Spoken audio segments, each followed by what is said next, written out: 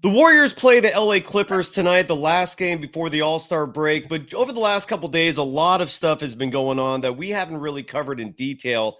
And I'm referring specifically to the Gary Payton II trade and everything that went on with the drama behind the scenes regarding the failed physical, Bob Myers' comments, which were fascinating. Kylen Mills and I are going to break all of that down next. This is Locked On Warriors.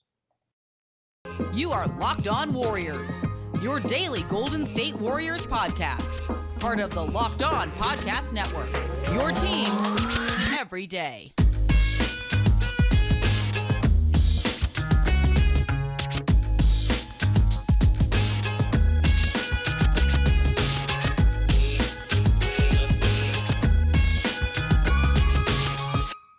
Thank you for making Locked On Warriors your first listen every day. We're free and available wherever you get podcasts. Today's episode is brought to you by PrizePicks. First-time users can receive a 100% instant deposit match up to $100 with the promo code Locked On. That's PrizePicks.com. Use the promo code Locked On. You can follow Kylen Mills on Twitter, Instagram, TikTok, and probably a lot more at Kylen Mills. You can follow me, Cyrus Saatsaz, on Twitter at Dog Surf Roadshow. It's a live Tuesday afternoon edition. Kyle and I recapped the game last night. They beat the Wizards, but we haven't touched on the Gary Payton II trade. And now that we have all the information, we got reaction from Kerr, we got reaction from Myers. We can delve into it. Do you want to play sound first? Do you want to give some instant reaction? How do you want to get this thing started, Kylen? And hello to everyone in the chat as well. Hello to everyone calling Cyrus a hunka burning man of love. You did that? Yes. Oh, hi. Sorry, Retzel. Is that how we say your name? I guess. Yeah. Thank you. I'm flattered. Thank you. And then you are Angel Face. You are. There we go. You are cracking me up though, Retzel.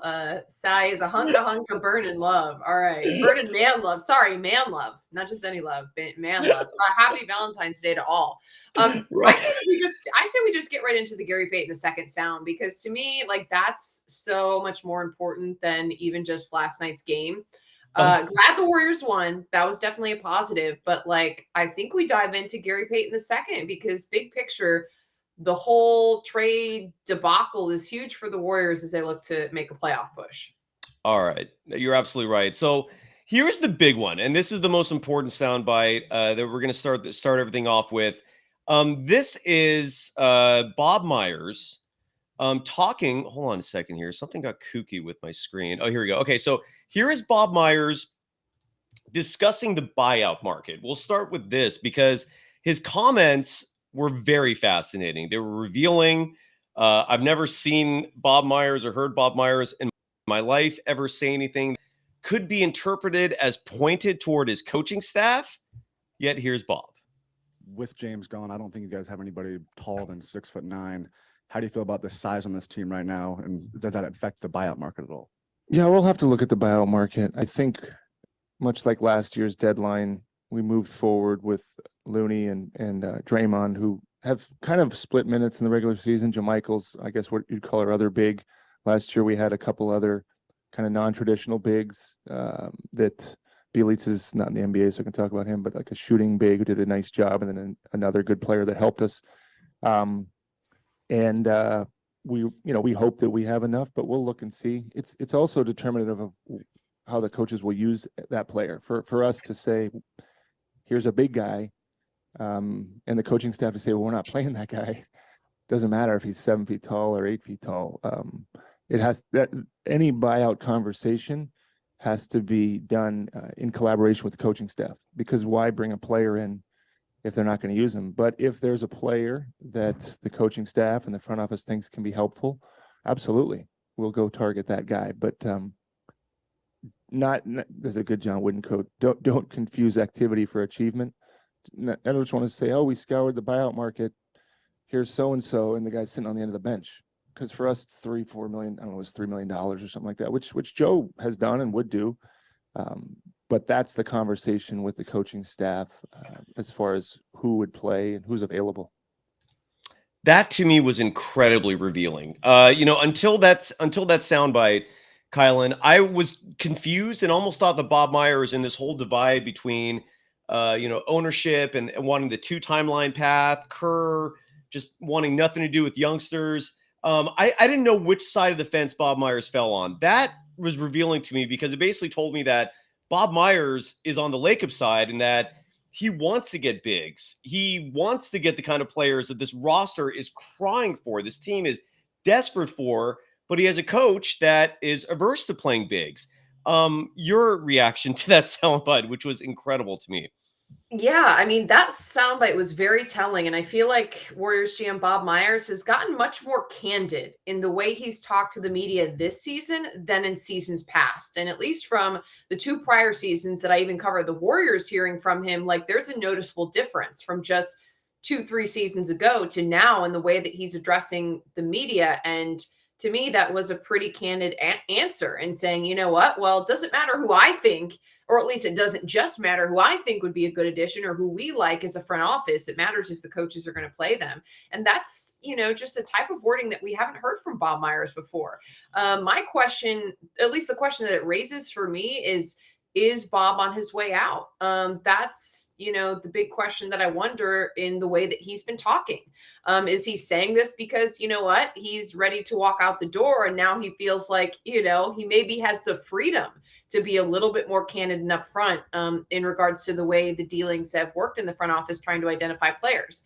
Now that could all be, false, or who knows where they're at negotiations with Myers. But for those of you who aren't filled in, his contract is up. The Warriors have not yet renegotiated bringing Bob back after this season. And so that's a huge question mark. And it's getting very late in the season for those discussions to be going on, leaving a lot of us to wonder what exactly is Bob Myers' future in the NBA and will it be with the Golden State Warriors?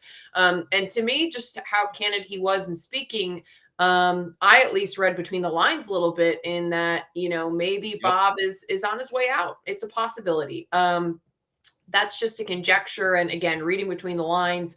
But to me, it was clear based on the way he talked about, them bringing in folks and the coaching staff not playing them. To me, that was indirectly referring to James Wiseman or any bigs that the front office might be interested in bringing in.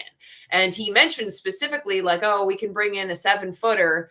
Okay, really? Who's a 7-footer that we happen to know that, just left the Warriors, who specifically Bob picked out and identified in the draft 2-3 years ago? Right, right. So to me, like I said, I just feel like this was very candid and Bob talking about kind of the way those relations have gone. And so I think it's very interesting. I'm very curious what Bob Myers' future with the Warriors even is at this point.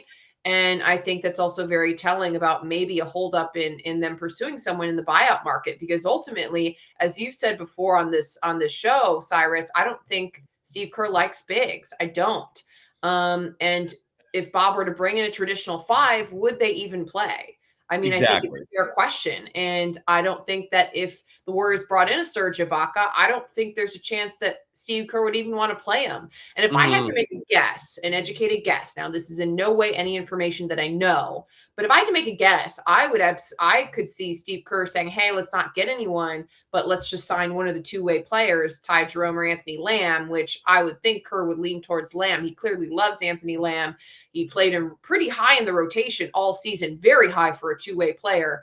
And he got a ton of games in very early on. And Steve Kerr flat out said multiple times in post games that he trusts Anthony Lamb for whatever reason, which is kind of interesting because he compared, hey, why aren't some of the young players getting minutes versus Anthony Lamb? Well, he just has a little bit more experience. We trust him. And it's like, he's brand new to the organization. Why do you trust him over a Moses Moody or Jonathan Kuminga? Or even a James Wiseman, who did play a fair amount during his rookie season. I thought it was always interesting how it seemed like he had Anthony Lamb up on this pedestal with this, special level of trust, immediately joining the organization. So I wouldn't be shocked if Steve Kerr was saying, hey, let's just sign one of these guys. It's clear he likes them. He's comfortable with them, versus bringing in someone new and specifically bringing in a big from the buyout market, which for me, what Bob Myers said indicates that he would be very much interested in doing that. And they're aware that size could be an issue. We hope we have enough. We're not really sure. We don't necessarily have the same roster construction as we had last year. He essentially said, bringing up Bielitsa, and we also know Otto Porter Jr. Was at least a stretch big for the Warriors. And so to me, it seems like the front office will more be down, and Steve Kerr probably wouldn't be down. So at the end of the day, Bob's not going to make any moves if it's going to be a player who's not going to play. I agree with everything you said. I'm going to add some stuff to that when we come back, including the notion that Bob Myers might be on the way out. Possible, but Steve Kerr has an expiring contract next year. There's also the possibility maybe Kerr's out, and maybe that's part of what's holding up Myers' contract. I mean, maybe Myers wants to hire his own coach next. I don't know. We'll talk about all that and so much more, because again, that soundbite was revealing. When a GM is publicly criticizing a coach, even if it is like subliminally like that, that's huge. That there are messages being conveyed there that could lead to some huge changes in the not so distant future. And again, we'll talk about that and so much more after I give some love to PrizePicks. One of the most entertaining apps I've been playing for a while now. Let me get the overlay going here. And the premise is very simple. In fact, I'm going to play tonight because the Warriors are playing the Clippers. And all you have to do is bet over-unders, a minimum of 2 players, maximum of 6. The 2 players can't be on the same team. And all you're doing is deciding, hey, is Steph and Curry going to score more or less than 27.5 points tonight? Is Draymond Green going to grab more or less 7 rebounds tonight? That's all you do. And it's super fun. Breaking news, by the way, courtesy of Chris Haynes. Andrew Wiggins will miss tonight's game because of personal reasons. So he's not going to be available in PrizePicks. We'll talk about that a little more later in the show, which is kind of a shame considering Klay Thompson is playing his first back-to-back of the season, and now Wiggins is out for personal reasons. I don't know what that means, but he's not going to play. Regardless, he won't be available on PrizePicks, but a lot of other Warriors will be. Download the PrizePicks app or go to prizepicks.com to sign up and play daily fantasy sports. First-time users can receive a 100% instant deposit match up to $100 with the promo code Locked On. If you deposit $100, PrizePicks will give you $100. And if you don't have 100, let's say you only got 50, 25, whatever the amount is, they will match it. You just have to enter the promo code Locked On to sign up for an instant deposit match of up to $100.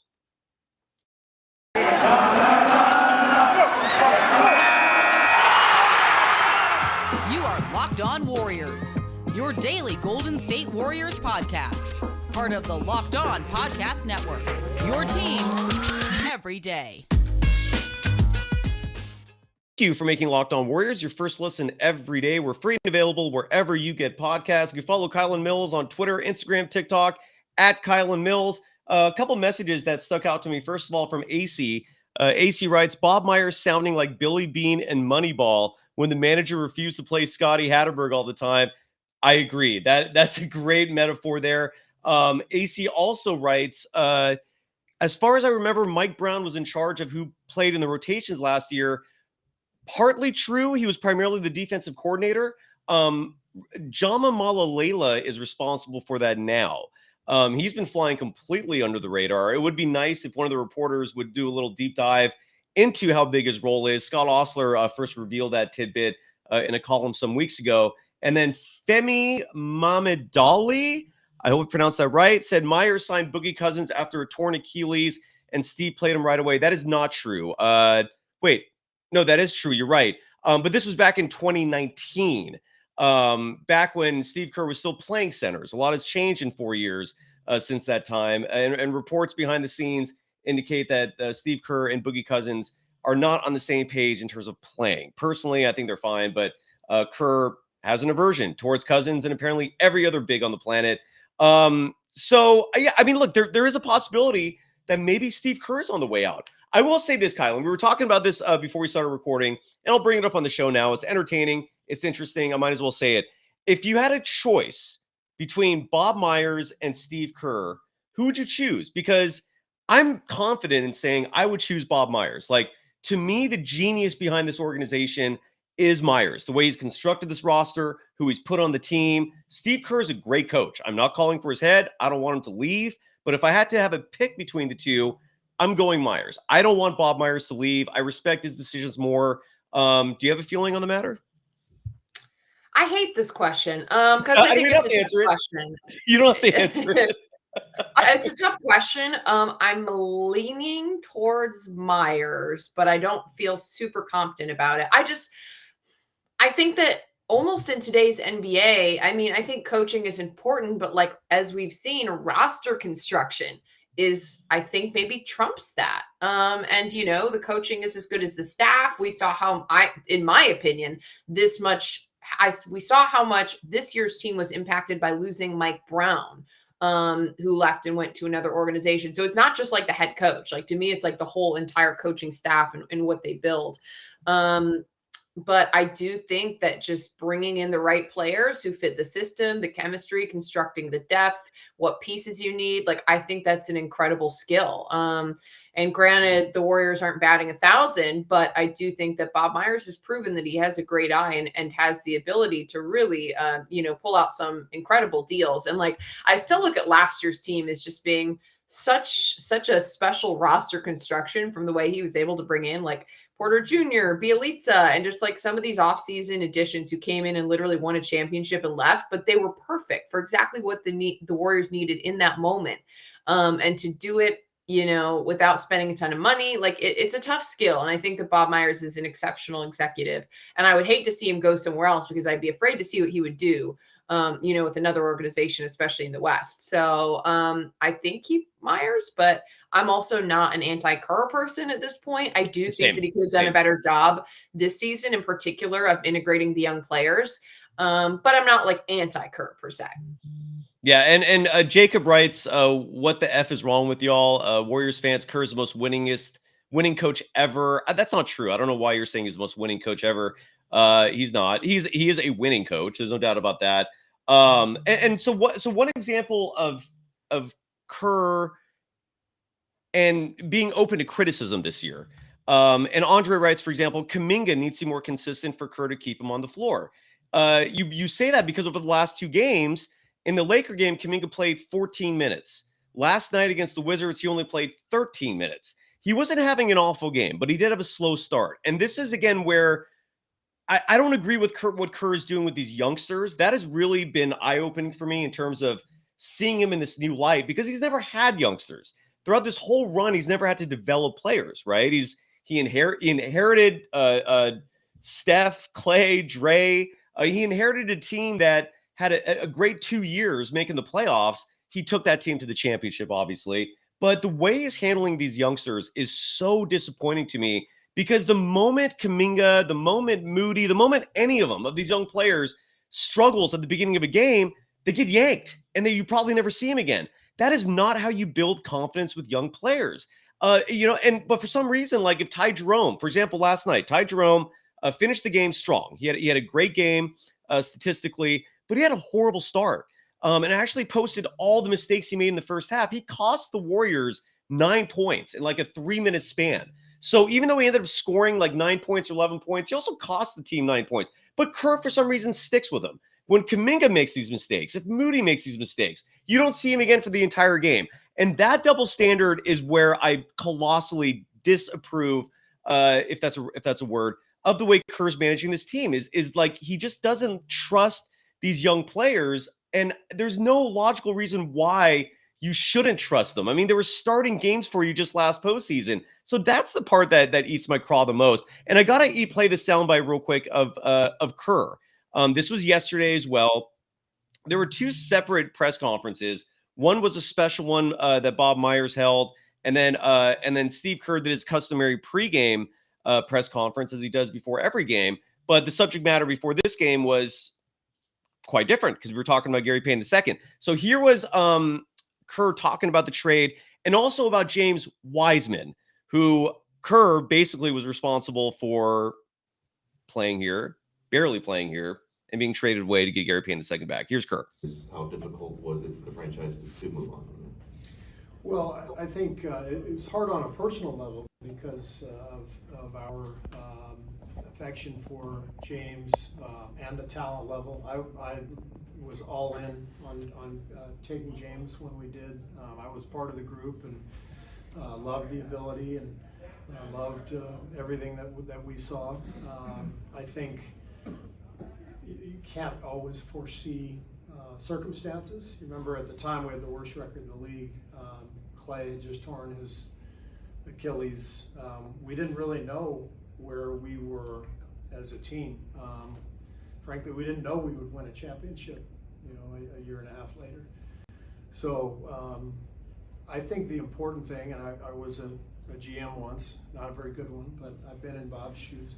The important thing is in this league, and I think in all sports, is you have to move forward. You can't look back. You have to move forward and make whatever moves that are necessary to allow you to succeed in the present state of the team and going forward.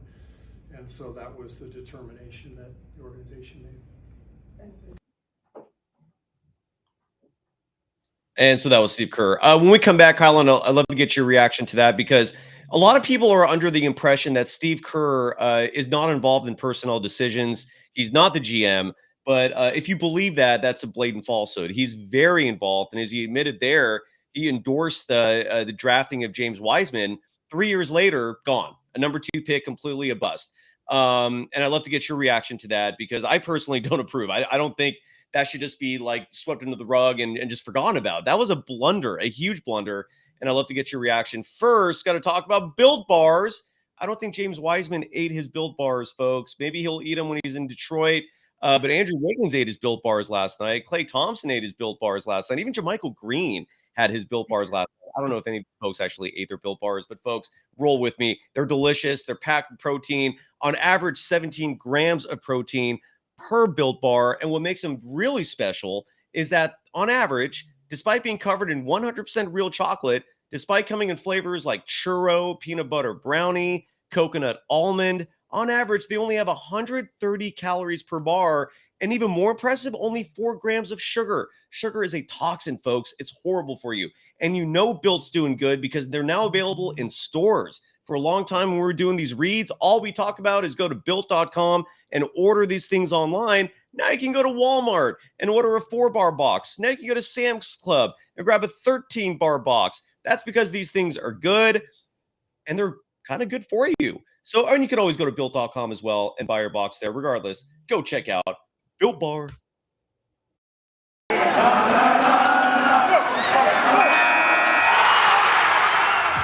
are Locked On Warriors, your daily Golden State Warriors podcast. Part of the Locked On Podcast Network, your team every day. Thank you for making Locked On Warriors your first listen every day. We're free and available wherever you get podcasts. One final segment with yours truly and Kylen Mills, who you can follow on Twitter, Instagram, and TikTok at Kylen Mills. Your reaction to that Steve Kerr soundbite, Kylen? I just want to address, I think people have been getting pretty heated in the comments just while we're on the topic of Steve Kerr. Is he a good coach? Is he a bad coach? You know, are the Warriors terrible this year because Mike Brown was really the puppet master pulling the strings last season? I mean, it's a fascinating debate. I don't think you can question that Steve Kerr, to me, is a good coach because he won so many championships. My question is, Steve Kerr a good coach or a great coach? And to me, the ability to develop young talent is what separates good, great, outstanding, excellent, best of all time. I just want to say, first of all, I don't think by any means when you brought up that Bob versus Steve question, like, I don't want Steve to leave. I do think Steve Kerr is a good coach, but I do think that Mike Brown had a huge influence last season.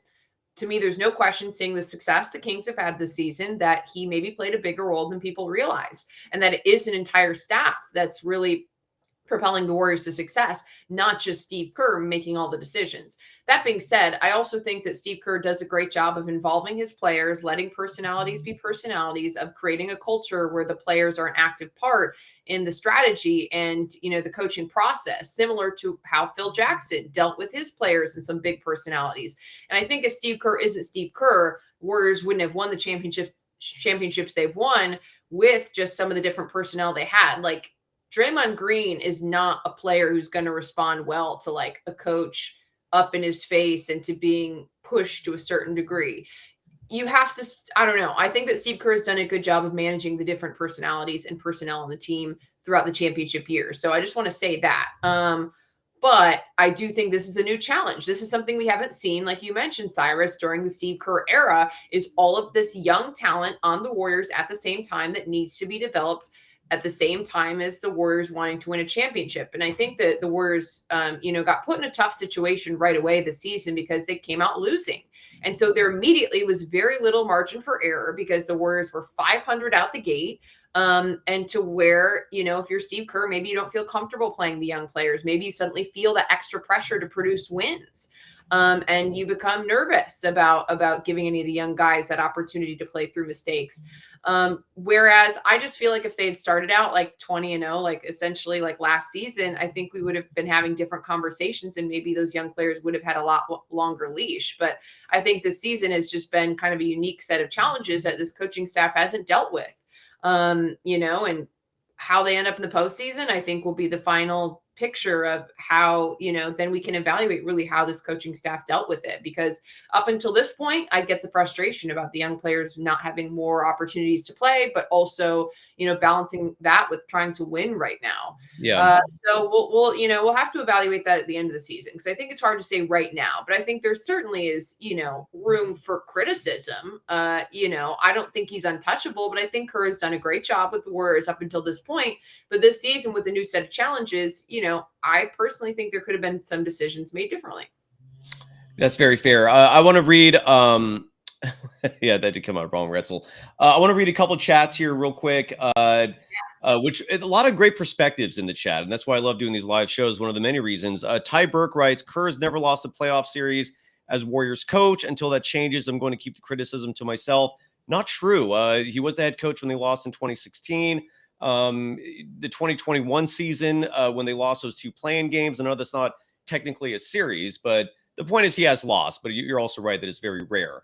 So I can understand your sentiments. D writes, nobody can answer my question. Okay, we'll try. Name another coach who was asked to develop 4 to 5 young players as well as win a championship in the same season with his vets. Look, first of all, that scenario by itself is very rare. So I've heard people call on that and say, well, what other coach has done this? Well, it's very rare to have a squad that has, a dynasty while also having a couple lottery picks in there. But it has happened. Magic Johnson was a rookie and won a championship. Kawhi Leonard was only in his second year when the Spurs went to the NBA Finals and should have won that for the first time against the Heat. And then in his third year, he won NBA Finals MVP when they did beat the Heat, including LeBron James. Tim Duncan, I think, was only in his second year when Popovich's Spurs won the first title. It can happen. And not to mention the fact that, we honestly don't know if it can or can't happen until Kerr actually tries it. I think that's where my frustration and a lot of other people's frustration comes from, is that we don't see the open-mindedness to at least just give it a try. He gets so frustrated by these young players that they're just gone immediately. There's no opportunities for them beside 5 minutes, 10 minutes. And then if they make mistakes, they're just pulled out. I think that's where a lot of the frustration lies. And Shine, again, he writes, it's easy to do with one player. Okay, fine. Then make it at least one player. I want Kuminga to not be limited to 13, 14 minutes. I would like some 25-minute runs by him consistently. It's that part drives me crazy. Joe writes, and I agree with this 100%, a great coach equals maximized talents.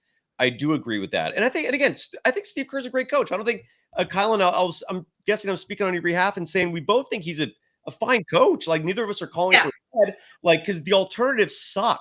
And that's where, Oliver, I think you're right. If Kerr is not great, tell me who is. And that's why I'm not calling for his head, because it's not like there is, a bevy of great options out there to choose from to replace Kerr. Right. The only way I'll ever entertain the idea of firing Kerr is if you come at me with someone else to replace him. If you don't do that, all you're doing is bitching about it without coming up with a solution. So I'm not calling for his head. I know you're not either. It's just like you said, he's the head coach of a high-profile NBA team. He's making a lot of mistakes this year. He is open to criticism. It's okay. All right. I think even Kerr would agree with that. He's pragmatic enough and has enough common sense to know in this business he is susceptible to criticism. So, again, neither of us are calling for his head. And then lastly, Bruce Morrow, at least from the chats I saw initially, writes, most of the great coaches of all time never developed the great players. Again, I mentioned Kawhi Leonard, Phil Jackson. Phil Jackson, I think, was partly responsible for Michael Jordan's development. I know Jordan was getting there, but Jordan didn't reach that next level until Phil Jackson showed up. Although then you can make the same argument for Kerr with Stephen Curry, I suppose. So you're right. It's rare. I hear you on all that. All I'm saying is I just don't think it takes a genius to recognize that you do have some talent on there. There is a certain way you should handle young players, and he's just not doing a great job of that. And it just would be nice if he was a little more flexible in terms of playing bigs or playing his young players. So that's my perspective on it. Anything else that we should, or anything you want to add to that, Kylen? I don't know. Not on that topic. Real quickly before we go, I thought it was great the Warriors finally won a freaking game and closed it out. And I tweeted it out, and a couple of people are like, barely. I'm like, yeah, honestly, fourth quarter, little iffy, but I'm just glad they did enough not to blow the lead and actually win. Can they repeat it tonight against the Clippers, who, scare me a little bit? We'll see. But I think it was great. I think that Andrew Wiggins played his best game of the season. I'm going to say best game of the season, not just prior to his illness and injury issue. I mean, he was outstanding. The aggressiveness from Wiggs when he's able to attack the basket is when he's most successful. And Wiggins was excellent, 29 points, and he was getting a lot of them by driving and just attacking the rim. And that's exactly what he needs to do. So I was super, super invigorated because I think for this team to make a playoff run, they need all-star Wiggs. They need, how we saw him play at the end of last season, basically, how we saw NBA Finals Wiggins. That's what the Warriors need if they're going to have any chance of making a push. So to see that finally back, that was very encouraging. I think it's unfortunate, though. I want to mention, you brought it up, just that he's not playing tonight, which we just learned during this live, that he's going to miss this game against the Clippers for personal reasons. That sucks. I mean, given the momentum after playing the way he did last night, I would have liked to see him follow up with a second strong performance. So it's unfortunate he's going to be away from the team, I would assume, with a personal matter. But hopefully he comes back and continues to play like that, because we've been, as of late, I think, very average Andrew Wiggins play. And I think that absolutely is a critical factor in the Warriors losing. Even after last season, the way he proved himself, I still think Andrew Wiggins is like one of the most overlooked pieces of the Warriors roster. I really do. And so when Wiggins plays like he does last night, and if he does that consistently, also Klay Thompson, to me, still way too inconsistent. But when those two are firing, great. I think the Warriors absolutely can win games without Steph. But average play, play like we got against the Lakers from Klay, then it's going to be tough. It's going to be tough. Yeah, I'm with you. And a few more comments in the chat that stuck out to me.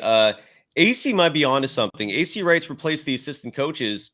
That might be a possibility. A good analogy there is the New England Patriots this year. They have Bill Belichick, widely considered the greatest coach, not only in the NFL, but in NFL history. His assistants were awful this year. Matt Patricia should not have been an offensive coordinator. Maybe Jama Malalela should not be in charge of rotations. I don't know. Maybe that's the solution. Maybe he needs better assistants. I don't know. Jacob writes, MJ was MJ when he got to the league, so is Magic. Two horrible examples. Well, look, Magic was a rookie when he won the title. He was given an opportunity. I just want Kuminga to get logged considerable minutes. I don't think I'm asking for too much for Kuminga to get a consistent 20 to 25 a night, and for Moses Moody to get 15 minutes a night. That's all I'm asking for. That's really where my criticism is that Kerr, I don't know what the logic is in constantly playing these two-way guys over Kuminga and Moody. And that's been my gripe this whole year. Andre, this is a good point, and Kylen, I wonder if you would agree with this. So if they win a championship this year, if the Warriors win their 5th title, will any of this matter? No. Plain and simple, no. Winning cures everything. Would you agree with that, Kylen? Yeah, winning cures all. And I guess that's it. I thought there was something else. So I think if that's it, that's it, right? Are we done, Kylen? Are we out? Yeah, I will say that I hope that if Andrew Wiggins is out beyond just this game, obviously, hopefully the team gets him back. I think that Moses Moody should get more minutes. I thought Moses Moody looked good last night. I know a lot of people have been harping on him, saying he sucks all season. But when he plays well, give him a little bit more minutes. See how he does. See how he responds when he does have a good game. And I thought he looked good last night. What is he, 6'6" maybe? He's not a completely different role player than Andrew Wiggins, to where he could potentially take up some of those minutes in the rotation. Because I know people complain, well, he doesn't play this or that when we talk about certain young players needing more minutes. But I think in Wiggins' absence, that should open a door for Moody to potentially pick up some of those rotation minutes. So I thought he looked great. As much as you can think that he's looked bad throughout the season, if he had a good game, why not give him a little bit more? Also, some other people mentioned PBJ. I'm not opposed to him playing a little bit more as well. Right. It's why are you calling him up from Santa Cruz if you're just going to DNP him? It's For the people who love Kerr, and again, I'm not saying that I don't love Kerr. Look, he's led this team to a dynasty. Love you just for that alone. But the way he's handled PBJ, the way he's handling Kuminga, Moody, this Wiseman fiasco. I mean, you can't just give him a pass for all this too, especially when none of this is making sense. So, but regardless, yeah, I would love to see some PBJ and all these other players. Kylen, you have a great day. Happy Valentine's Day. You're married. Congrats. So you've got someone. Good for you. Even though both of us were criticizing how commercialized this holiday is behind the scenes. Yeah.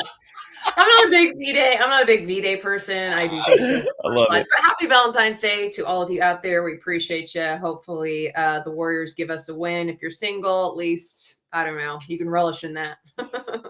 Bye, everyone. Take care.